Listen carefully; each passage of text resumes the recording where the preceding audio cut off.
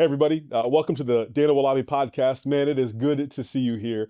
I'm excited today because we are live at the Branches Summit, and I'm here with my good friend, Mark Beebe. Mark, actually, literally, you just got off stage at the Branches Summit like a few minutes ago. Yes. You're still fresh? I'm good. Big applause, great talk, well done. The talk today between Mark and you and I are really going to be about this idea of integrating our faith in our business. Now, for those of you who are Christians and would say that you're faith-filled, this is going to be a really helpful conversation because Mark has some unique stories about how it's worked in the real world. It's not just pie in the sky, but it's a long, sustained effort over time that you've seen create incredible results on the back end. So we're going to talk about all of that. And then we're going to kind of unpack your talk. It was a great one. And I think people really want to know the details behind why you picked it and that kind of stuff. So, right. You ready to go? Let's do it. Let's do it. So you and I have spent a decent amount of time this last year in different locations. In fact, I've been at your organization and kind of seen how it works from the inside out. Why don't you give people kind of a sort of an overview of who you are, what you do, and what enterprise stewardship does? And you can talk about Seat King too, but yeah, just an overview. Yeah. So over the last 10 years, I've been blessed to work with different organizations who are really pioneering in the faith and work space. And so peer group organizations, as well as what we're doing now with enterprise stewardship with a faith-based operating system. But everyone's trying to figure out the how. Like there's been this big paradigm shift over the last several years where there's growing momentum of faith-driven leaders wanting to honor God with their business. But everyone's looking for, well, how do we actually do that? And so there's a bunch of different avenues to that. What we currently are working on with enterprise stewardship is kind of an extension or born out of a company called Capital 3 that's existed for the last 40 plus years, really trying to understand how do we create economic, social, and spiritual capital. We use that word capital on purpose. A lot of people, when they hear it, they think, oh, are you an investment company? You're just trying to invest it, because capital and whatnot. Exactly. But really, we use capital because it's defined as excess wealth that we're willing to put at risk. So when we work with organizations trying to create economic capital, that means we're going to create a generous economic engine that, yes, is profitable, and then saying, what do we do with the excess? How can we bless our people? How can we bless our communities? How can we bless others around us? Socially, what does that look like? How do we be? How do we take risks with who we spend time with? How we spend our time? How we invest in our employees? Right. So we have these excess relationships that are beyond what we maybe individually need as business leaders or owners, but are we willing to put that at risk to serve people?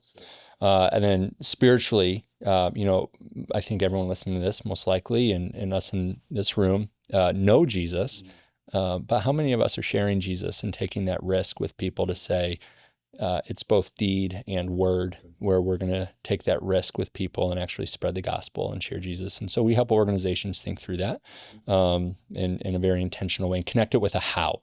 It's not just an idea. It's not just a good thought, but how do we actually make that a reality? I would agree. And I think one of the things I loved about working with you guys this last year with our Branches Institute is this idea that you guys are really focused on effectiveness. It's not about lip service and just saying, hey, we're doing it. And no, you want to see real results and you're trying to measure it as best you possibly can. That's right. Which I love. So talk a little bit about your talk. Why did you think about this talk specifically for this stage in this audience? Tell me what made you decide to pick that topic. Yeah, well, again, we talk about these common ideas a lot, and to really pack in all the how and all the system pieces can be difficult, but really want to hit on the three most important components, which is number one, if you're going to have a transformed or a flourishing business, you better be a transformed or flourishing leader. I've made a lot of mistakes in my past where trying to outpace business success further than personal or character success. And it's just, there's too many consequences with that. And so starting with the leader itself is so important. And then two, really looking at what is work as worship. I actually, just in the last year, had someone really help reframe that for me. And I think generally we all agree it's doing things with excellence. It's having the right priorities, but there's two questions that have really stood out to me in that process. One is, am I willing to go to work every single day to make my boss look really good. Mm-hmm. You know, because I want to go to work to make me look really good. Right. Yeah. But for business owners, who's your boss? You may have a board, but it's our Father in heaven that we can all say, that's who we want to reflect. That's who we want to make look good. And if we're going to make him look good, then am I willing to go to work and care about the things that he cares about? And yeah, we care about profitability and sustainability of a business. But I think he cares a lot more about our profits and the money we're making, and it goes well beyond into the people that we get to steward. Really so that's two. And then what are some just fundamental, hopefully we were able to leave people with a few practical steps in terms of how do you take those two things and then create a flourishing business as a result. So tell me something, as you're thinking about the talk that you gave and you're thinking about what you want to leave people with, one of the things that I pulled from it was this idea that longevity matters, like compound interest matters. Like Eugene Peterson uses the phrase long obedience in the same direction. You didn't say that, but that's the sense that I got as you were talking. Can you talk a little bit about the value of sticking with it over a long period of time? And then tell us again that story you told about Naaman, which was just a really great take on longevity and focus. Yeah, well, we say a lot, think long, act now. We want success now. That's our culture. That's what I want. I want higher revenues today. I want better profits tomorrow. It's instant. It's a microwave culture. Currently today, yeah, absolutely. But even economically, we understand this idea of compounding interest really well. I mean, every business person you talk to, as I was younger, every adult I talked to said, start investing now, because there's this idea of compound interest. And when you're ready to retire, then you'll have this money but we don't think about it in other elements of our lives as much. And so we really think of social capital and spiritual capital. We think it can compound at the same or greater rate than our economic dollars. And so we want to think long term. What would it look like if we just started heading in the direction with our businesses? So what does it look like to honor God in our day-to-day operations? If we did that day in and day out, if we showed up to work to make our Father in heaven look good, if we care about the things he cares about, that does not mean you're going to start seeing salvations in your business tomorrow. But 30 years from now, 50 years from now, 100 years from now, if you're living on these principles, I think people would be very, very surprised at the kind of impact that they can have. And so Capital 3, the company that we introduced just a minute ago, they went through that process where their founder and chairman, Pete, he was ready to transition the business to his son, Austin. And so they went through that process, and it was difficult, I think, for both of them in different ways. And through that, they saw some economic dip at first, but over time, just sticking with those same principles that they built the business. Now the thing is, it's booming like ever before. And I think Pete can look at it and even say, oh, I don't think I ever would have gotten here. But through that long-term thinking, long-term investment, you see that. In the story of Naaman, it's just been one of my favorites for a long time. But it's this idea that you have a Syrian warrior who works for the king, has a servant girl from Israel in his house who actually serves his wife, and he ends up getting leprosy. And it was the servant girl who says, you need to go to Israel because my God in Israel can heal you. And so he had the humility to listen to this servant girl, and he goes, and there's a lot of twists and turns in that, but basically the prophet Elisha tells him, you need to go dip in the Jordan River 7 times. And so he doesn't want to. It's frustrating. I got better rivers in Syria than you have here. Why did I come all this way? And the people around him asked him a key question. They said, I think if he would have given you a big task to do, would you not have done it? But the simple action that he's given you, you think you're too good for it. And so he says, fine. And you kind of picture him begrudgingly getting in the river and taking the first dip. And, that didn't work. And second dip, that didn't work. Third dip, I still nothing. Fourth. And then, of course, on the 7th dip, as Elisha told him, he comes up and he's cleansed. And so I've been hung up on this idea that how many of us are stopping at dip 2 or dip 4 or dip 6. And obviously it's metaphorical now, and not everything takes 7 attempts. But if we're being obedient if we're actually listening and saying, God, what do you have for me? Then we're faithful to do it. Then why would we stop at a third dip when we're being obedient to what he has So for good, us? so good. It makes you wonder about why 7, because you have to go through 1 through 6, and it breaks your spirit, breaks your pride along the way to get to 7, which is good. Yeah, I think that makes a lot of sense. The reason why that story resonated with me so much is because Branches as an organization has this long-term sort of 30-year vision with all the organizations we work with, almost believing that like in 30 years, something will happen that you won't be able to see in 10 years. And so you've got to stick with it long enough to see the results. The longevity and the patience is part of the process. That's part of the ingredients. So yeah, I like that a lot. That really resonated.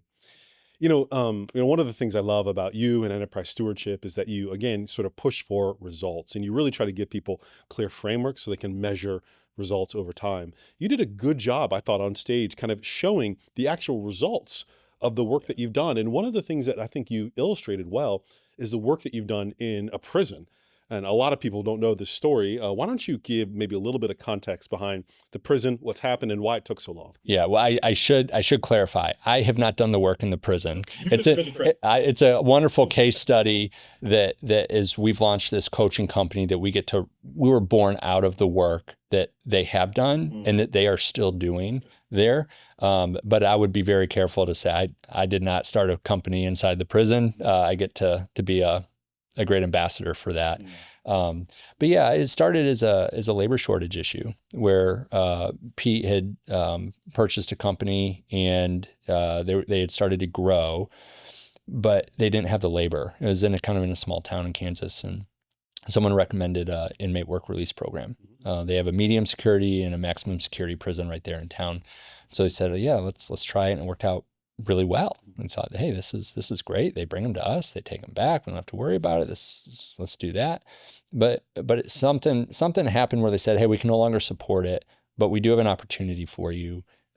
If you would be willing to move your manufacturing plant inside the prison walls, then you can have all the inmate workers that you want.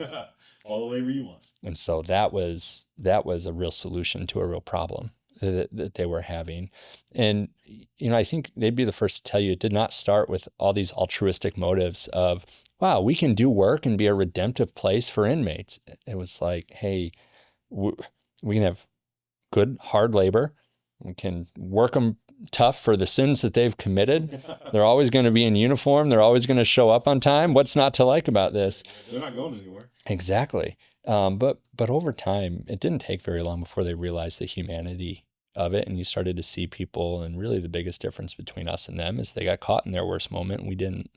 And I think a lot of us, while our worst moments may not land us in prison, we certainly don't want them for the world to see and on big screens and things like that. And so they started to really understand, whoa, okay, stewardship is much bigger than economics and profitability. So how do we start building into these folks? And so today there's 2 organizations. One is Seat King, which is in a maximum security prison, and one is called Electrics, which is in a medium security prison. Just to give some clarity around that, if you've ever been on a mower, that is a zero-turn mower, and it has a big plush seat, it's made by Seat King. And because you guys go B2B, oftentimes, the general public doesn't see it. Right. But if you've been on again, zero-turn mower and felt that comfortable big old seat, you felt the quality of their work. Absolutely. So yeah, today they produce hundreds of thousands of seats a year. It's like 90% of the market, right? I did not know they made that many lawnmowers a year, but they do. And so they're doing a phenomenal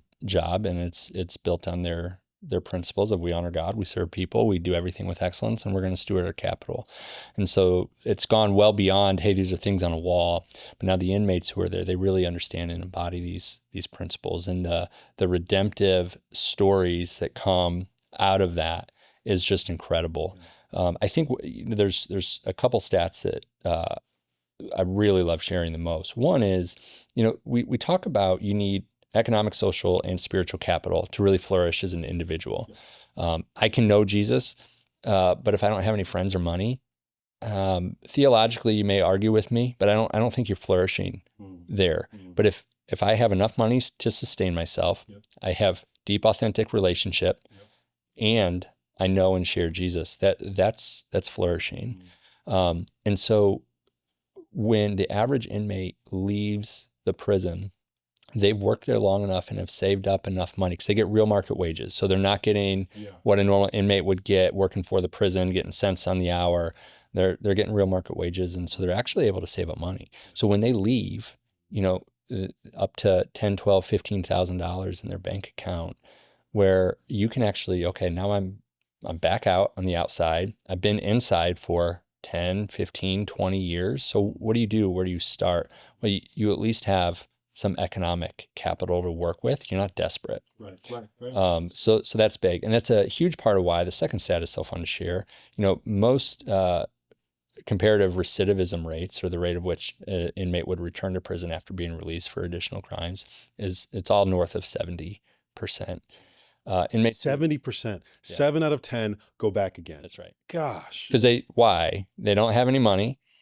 They don't have a lot of deep, authentic relationships. And most of them don't know Jesus. That's terrible. So what do? We're desperate. We go back to the only life we know how, and it's comfortable enough. We go back to Egypt, right? Yeah, right. And so we can pick on them and say, oh, you went back to Egypt, but we do this all the time, right? But for those who worked at Seat King and come out, their recidivism rate is down to 7.5%. Geez, 7.5%. That is incredible. Yeah. Wow. Yeah. Again, good job, good friends, and they know Jesus. Wow. So they have purpose, they have a resume, and they have capital to begin working with. And so a lot of them, I think, I'd be careful not to overstate it, but I believe most of them, their HR function, they make sure they have a job when they leave. And a lot of times it's for the industry that they've already been working in, because you say, oh, Dan's available? We love the product that Dan's been working on. We love to hire him. He knows what he's doing. Yeah, he knows what he's doing. Great. He's available. And so you have a pipeline of marketable great skill. work. Yeah, Right. That's so good. One of the things I love about your story is that obviously in the difficulty in those early days, it is very easy, and I think a lot of people would do it, just to say, look, we're giving these guys a great income. I mean, that is it. Like, we're giving them a job. They're solving a problem for us. We're solving a problem for them. It's a transactional relationship, and let that be that. But it seems as if, your team, Enterprise Stewardship, it seems like Seat King, they've decided to say, look, we are actually going to invest in these people far more than just capital, just far more than just financial capital. And it feels like that has created the story. Yeah. And the fact that you guys have taken the time to break it down into different layers and make sure that people can understand it has been really cool. It's, again, 20 years later, it's fun to talk about the success. Again, think long, act now. 10 years ago, maybe it wasn't such a sexy story. Right. It certainly wasn't 20 years ago. And I think it's really a story of the unfolding understanding of what stewardship is. And again, it's way bigger than money. We think about money first when we hear that word, but it's way bigger than that. And they truly understand it. And then the compound impact that you have when you build into these folks is huge.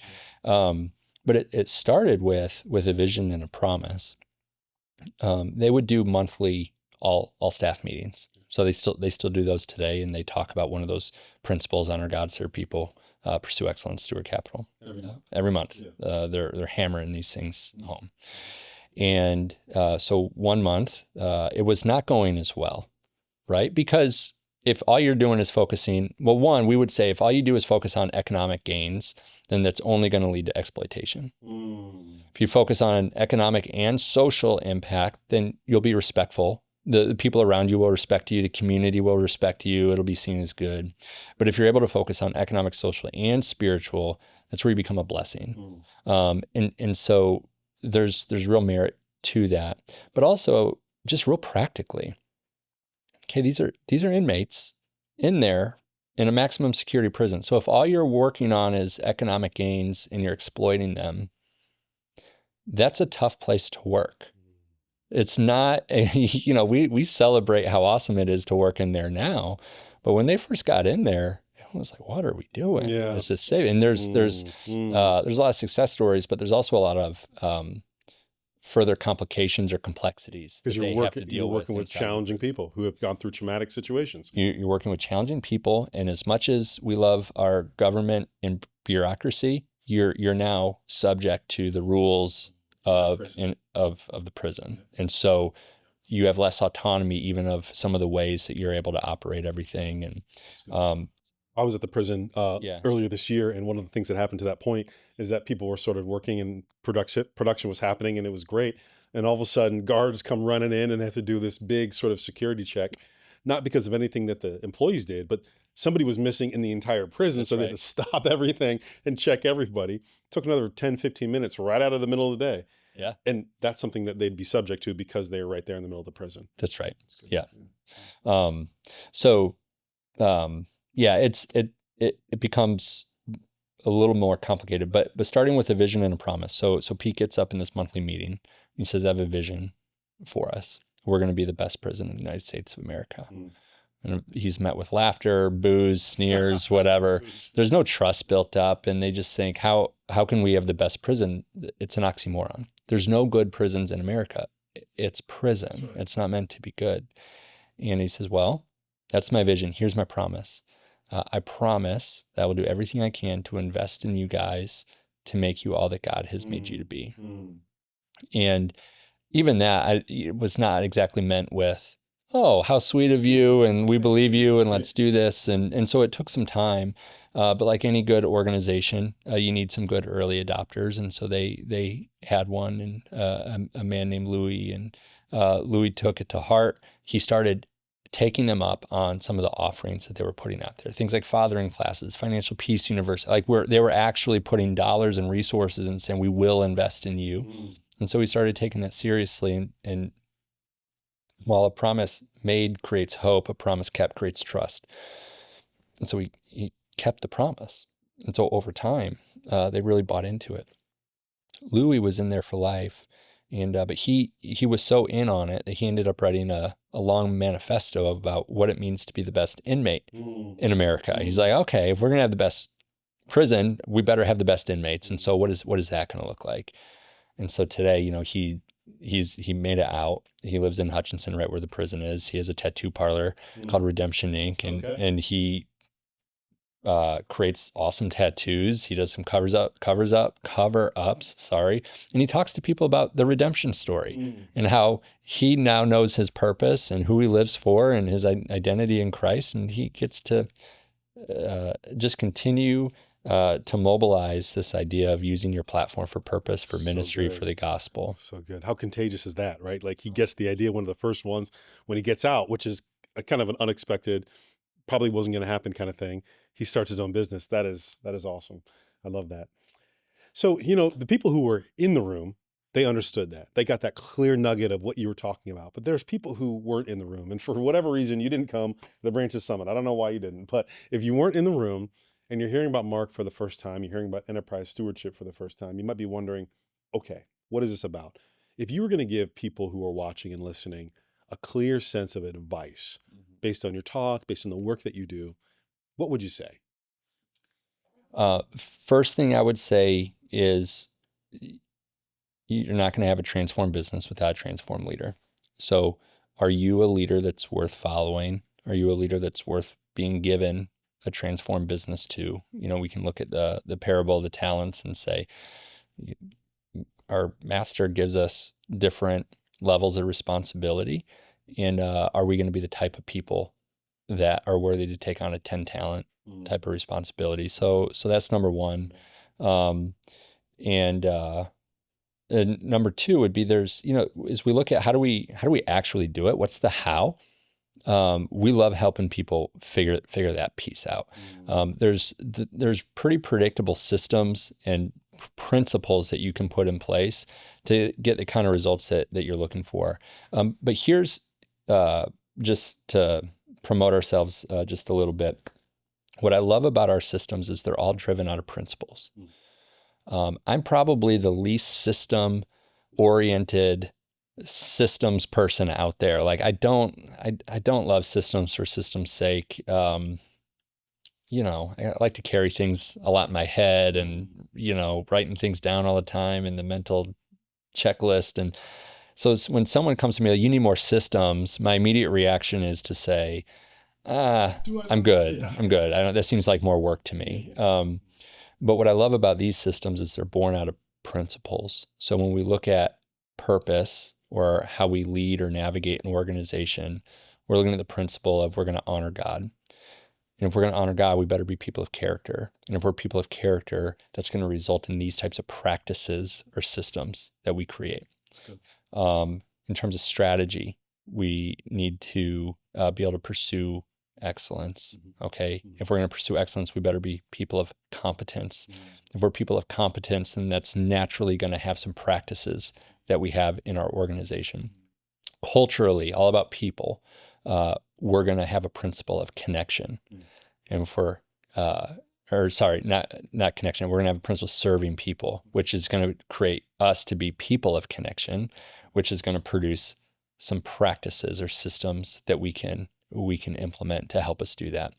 And then on the cash side, right? If we're going to pursue the principle of stewarding capital, then we got to be committed. We got to understand this is not mine; it belongs to God, and so that's our relationship with it. And we're going to be generous, and then that produces some practices or systems. And so we can get hung up on so many of the, well, what are the systems and how do I do A, B, and C? And we get there, but we spend just as much time making sure, are we embodying the principles of, are we honoring God? Are we serving people? Are we pursuing excellence? And are we going to steward capital? And if we're committed to those four things, then the system piece, the practices, the how-tos become way easier than I think we'd realize. Not just systems for system's sake, but it's driving somewhere. Yep. Yeah. What I love about what you're doing, and we talked about this a little bit earlier, is that you're not just saying, hey, lead a redemptive business. What you're saying is, here's how it's done, and giving people both systems, but then also a dashboard. Here's how you measure your progress over time,